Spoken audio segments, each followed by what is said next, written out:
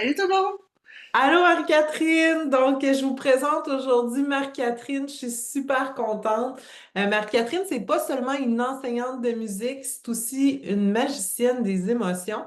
Donc grâce à la musique puis à des techniques spéciales, elle aide les gens, les jeunes, les adultes à se libérer de ce qui retient pour mieux se connaître et grandir. Puis, travailler avec elle, là, c'est comme ouvrir une porte vers le monde où le cœur s'épanouit, puis l'esprit se sent libre. Vous allez voir, Marie-Catherine, c'est également une précurseur parce qu'elle rallie le développement personnel et la musique. Donc, bienvenue, Marie-Catherine. Merci pour le bel accueil. C'est de la musique à mes oreilles faire bonjour. Ah oui, c'est merveilleux domaine qu'on pense des fois inaccessible, mais moi je m'en fais un point d'honneur de le remettre dans vos vies. Puis, Marie-Catherine, comment tu utilises la musique pour aider les gens à se sentir mieux dans leur peau? Tout simplement, j'utilise la musique pour que les gens retrouvent le plaisir et la joie. Et le domaine des arts, c'est vraiment fait pour ça. Un enfant va commencer à chanter avant même de parler, il va danser avant même de marcher. Donc, on retrouve vraiment l'essence de ce que les gens font à la base. Donc, je veux que les gens retrouvent aussi une forme de spontanéité à en jouer, pas juste à en écouter, parce que souvent en écouter, pas mal tout le monde le fait. Musicien, pas musicien, tout le monde s'entend pour dire qu'on écoute de la musique. Mais en jouer et encore plus en créer, c'est un autre paire de manches. Puis ce qui est le fun, c'est que la musique, c'est comme un peu un miroir. Autant ça va refléter nos blocages, nos insécurités et tout ça, autant que ça va nous permettre de le propulser, puis de retrouver ce plaisir-là, puis cette joie-là, la spontanéité d'un enfant finalement. C'est tellement intéressant, c'est vrai, hein, quand on y pense. Puis quand quelqu'un a du mal à exprimer ses émotions, comment, selon toi, la musique peut l'aider à se libérer? Ça, c'est quelque chose que les gens font déjà, mais sans s'en rendre compte. C'est-à-dire que quand on se sent joyeux, on va aller chercher de la musique encore plus joyeuse. Quand on se sent triste, on va aller chercher de la musique encore plus triste. Pourquoi on fait ça? La plupart des gens disent ouais, mais là, si je file pas, je devrais prendre de la musique joyeuse pour me repimper. Non. En fait, ce qu'on veut, c'est avoir comme une espèce de body qui nous comprend, puis la musique joue ce rôle-là. C'est-à-dire qu'elle va tellement refléter qu'est-ce qu'on sent à l'intérieur de nous qu'on va se sentir en sécurité pour pouvoir vivre nos propres choses. Donc, moi, ce que j'utilise ça, donc je vais aller avec toutes mes connaissances d'enseignante de musique, de thérapeute, et autant avec les enfants qu'avec les adultes, je choisis spécifiquement la musique qui va aller toucher soit la problématique ou au but que vous voulez. Et on va aller tout simplement amplifier tout ça pour aller le libérer ou le mettre dans votre vie. Donc, l'émotionnel, c'est ça qui nous habite, c'est ça qui nous fait avancer, c'est ça qui nous fait grandir. Puis la plupart ont même parfois honte de leurs émotions. Donc, la musique va créer un petit cocon où est-ce que, ben, à ce moment-là, j'ai le droit de pleurer parce que la musique est triste, puis elle représente ce que moi je vis. Donc, puis ça peut aller dans tous les sens, colère, joie, extase, honte, dans tous les sens.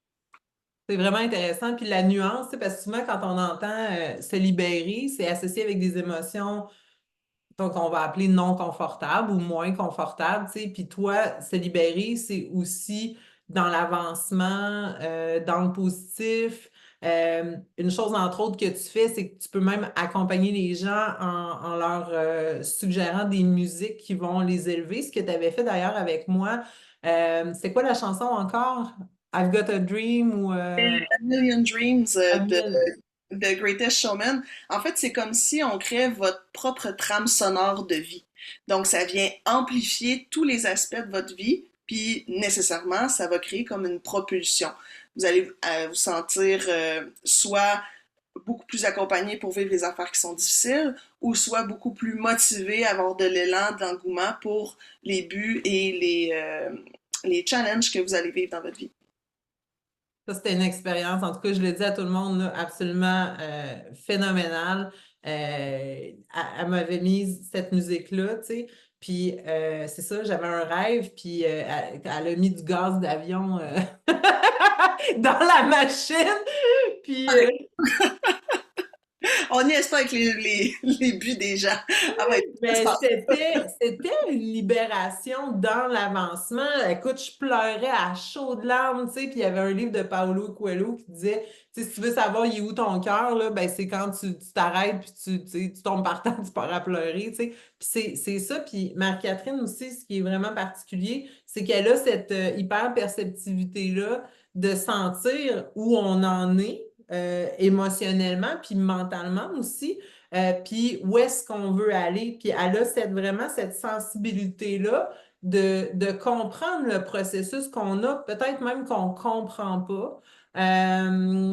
Marie-Catherine, tu sais, c'est ça, c'est une fille qui a fait de l'enseignement, qui fait encore de l'enseignement en musique, mais dans sa façon d'être pédagogue, elle a une capacité d'analyse vraiment extraordinaire euh, et de jongler avec ce qu'elle voit, ce qu'elle perçoit chez l'autre personne, puis par quel processus ce serait le fun, le plus léger, le plus agréable dans le jeu avec de la musique. Donc, c'est vraiment ça, je veux mettre ça en lumière parce que j'avais jamais vécu une expérience comme ça, puis aussi facilement que entendre une musique, puis je comprenais même pas ce qui se passait dans mon corps, tu sais, mais elle avait tout compris en arrière, là, tu sais, fait que elle puis mon corps, là, il était On s'entend derrière. Puis, tu sais, dans le fond, t'as juste à t'asseoir puis à profiter, tu sais, vraiment à savourer le voyage. Mais ça a été d'une propulsion. J'avais jamais vu des. Puis, tu sais, j'en ai fait de la thérapie puis du coaching. Dès que j'entends quelque chose de nouveau, je me lance pour l'essayer. Et ça, du jamais vu, mais ça goûte tellement bon, là. Fait qu'une playlist de ça, c'est un bon thérapeutique, ou en tout cas un outil de transformation euh, insoupçonné.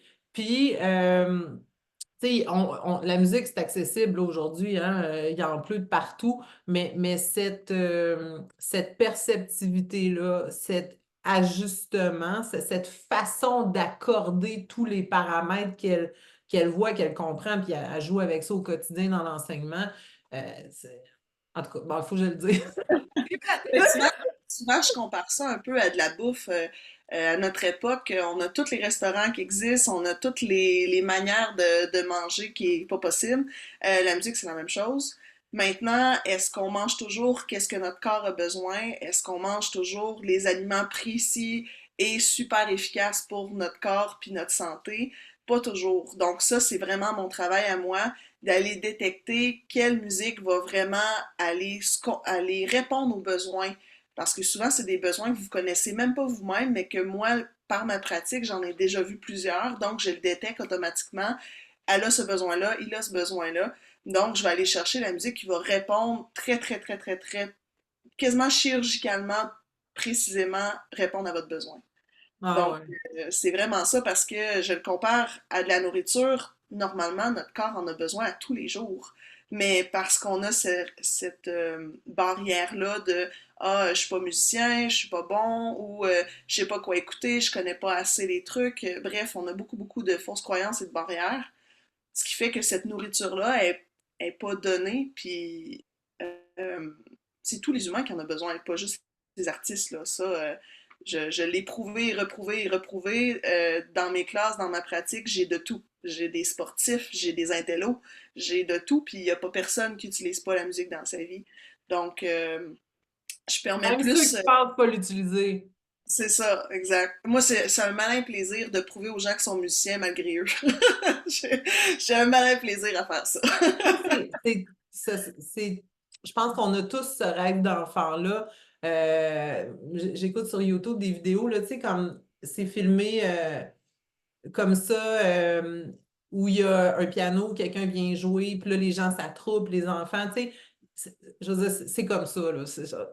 Ça fait Que partie on des comprenne ou pas, il y a une réaction. Ouais.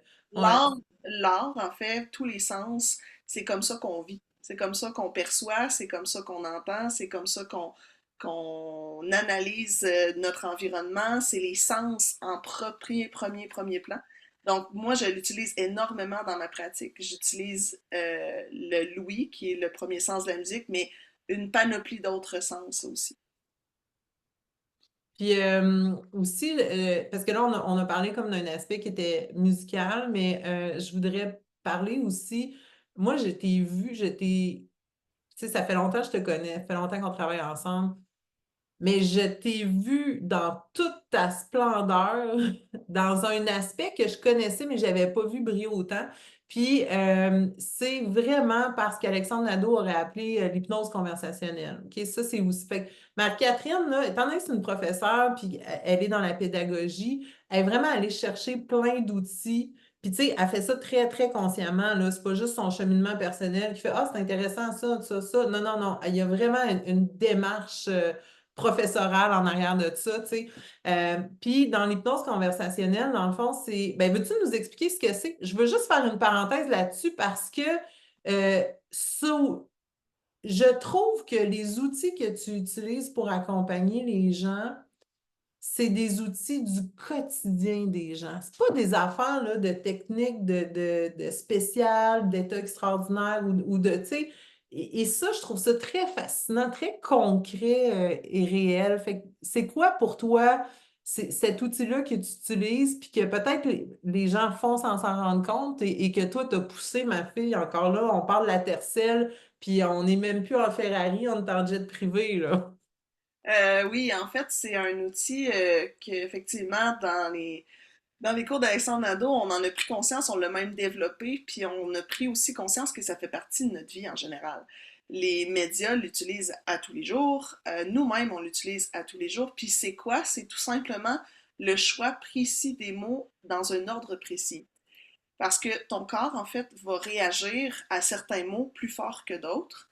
Et euh, parce que, justement, il joue avec les sens, mais quand il se fait poser une question, lui, son but, c'est de répondre à ça. Donc, quand j'utilise l'hypnose conversationnelle, c'est que je crée un environnement conscient avec les mots, où est-ce que le corps revit différentes choses, va libérer, il va se faire donner des instructions, des fois à ton insu, mais ça, c'est pas de la manipulation, c'est tout simplement d'être conscient ou pas conscient, tout simplement. Certains même vont répondre mieux de manière consciente, d'autres vont répondre mieux de manière inconsciente. Puis ça, on l'entend partout. Puis les profs le font toujours. C'est-à-dire qu'on utilise des mots très très précis lorsqu'on donne une consigne à un enfant parce qu'on sait que dans son cerveau, ça fonctionne comme ça, comme ça, comme ça. Puis les mots doivent être choisis dans tel ordre si on veut que l'action soit faite tout de suite et qu'ils se sentent bien dans l'action puis que ça roule.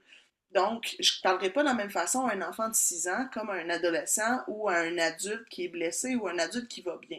Donc, c'est la même chose, sauf que là, je le pousse encore plus loin de manière thérapeutique. Puis, c'est ça, c'est des heures de pratique et de perfectionnement à ça, ce qui fait que en se parlant, tout simplement, il y a énormément de changements très profonds, durables, concrets, qui se passent. La voyez-vous, là? Regardez-la, là! Une petite passe en dessous de la couverte. Hmm. Puis c'est aussi facile et plaisant que ça. Fait que tu sais, on parlait du jeu puis du plaisir, ben c'est ça. Moi, j'ai beaucoup, beaucoup de plaisir dans mes séances. Même si des fois on travaille des choses souffrantes, ben on s'arrange pour qu'on plonge une fois, on pète la l'abcès, puis après on revient, puis on met du baume là-dessus après. Mais justement, dans un état, par contre, où c'est facile et léger, là, tu sais, on s'en rend même pas compte. Puis justement, toi, tu es tellement consciente de tout ça, tu sais, en partie grâce à toute la formation académique que tu as eue et la pratique en enseignement. Et c'est cette légèreté-là. Fait que, tu sais, même si tu dis, bon, par rapport à ce que tu viens de dire, c'est la légèreté, la facilité, justement, puis tout ce que tu viens dans la conversation avec un langage que le corps comprend, venir rassurer puis apaiser le corps, tu sais, ce qui fait que, ben, c'est ça, quand tu te sens bien, quand tu te sens vu, aimé, valorisé, apprécié, qu'on te dit que tu es en sécurité, que tu es en sécurité d'être en sécurité, ben, c'est plus cool. complètement normal et agréable et intégré dans votre quotidien normal. Tu sais, il n'y a rien de plus facile que de le vivre à tous les jours. Catchez-vous? Tu peux-tu nous expliquer, c'est quoi les techniques de relaxation kinesthésique que tu utilises? C'est quoi ça pour toi? Puis comment elles aident à se sentir plus en paix? Oui. Dans le fond, je parlais tout à l'heure que j'utilisais énormément de sens dans ma pratique. Le toucher en fait partie. Donc, j'utilise énormément des techniques kinesthésiques. Dans le fond, ça ressemble un peu à un massage, mais moi, je vais l'utiliser beaucoup d'un point de vue, euh, comment je pourrais dire, système nerveux. Donc, je vais aller apaiser toute tension dans le système nerveux. C'est sûr que parfois, ça passe par le muscle, ça passe par le musculo-squelettique, mais le but est vraiment d'aller déloger l'émotion dans le corps. Et souvent, je l'utilise quand la personne, même le mental, a abdiqué.